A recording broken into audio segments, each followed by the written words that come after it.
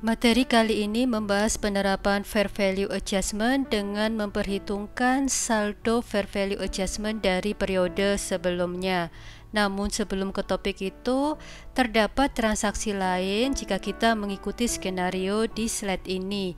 Transaksi lain itu berhubungan dengan pembelian saham tertanggal 10 Februari 2020.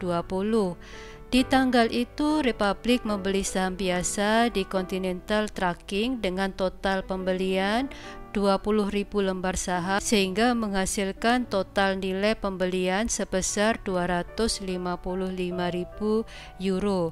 Jelas ketika pembelian saham ini maka perusahaan pasti menjurnal equity investment pada kas sebesar 255.000 euro. Kemudian pada tanggal 31 Desember 2020, data investasi perusahaan dapat kita lihat di slide ini. Republik sekarang memiliki 3 jenis saham dari 3 perusahaan. Setelah dibandingkan antara nilai carrying value dengan fair value, maka dihasilkan nilai bersih unrealized gain sebesar 66.100.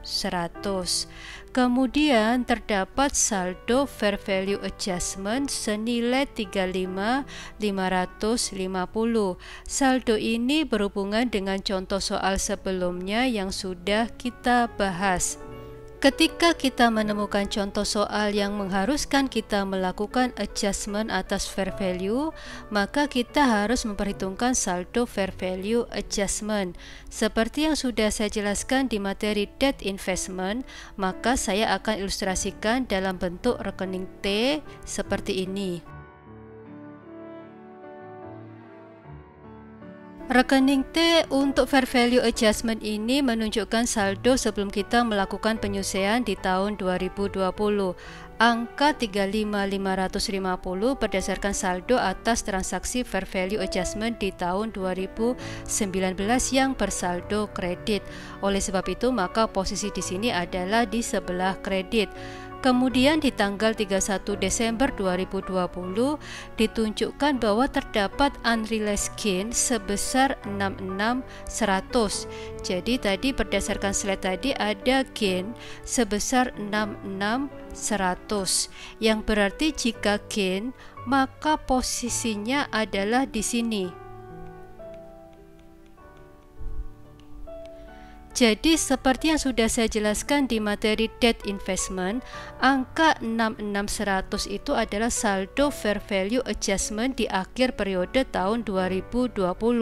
Oleh sebab itu posisinya ya di saldo fair value adjustment. Karena ini gain, maka posisinya ada di debit. Dengan kata lain, ketika fair value adjustment di debit, itu nanti akan menambah nilai investasi di laporan posisi keuangan. Sekarang kita akan membuat nilai 35.550 ini menjadi 66.100. Maka kita akan membutuhkan angka sebesar 101.650 di sebelah debit seperti ini. Jadi jika kita melihat rekening T ini, kita bisa lihat bahwa ketika ini debit 101.650, kemudian ada kredit 35.550, maka menghasilkan saldo debit sebesar 66.100.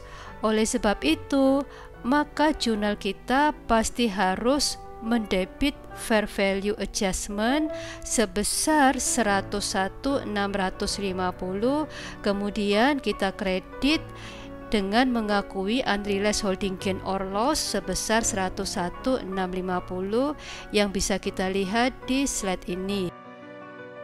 Jadi itu tadilah penjelasan kenapa jurnal kita menjadi fair value adjustment debit 101.650 dan kredit unrealized holding gain or loss income sebesar 101.650.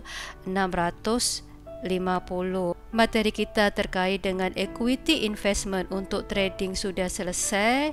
Selanjutnya kita akan membahas materi equity investment untuk kelompok non-trading.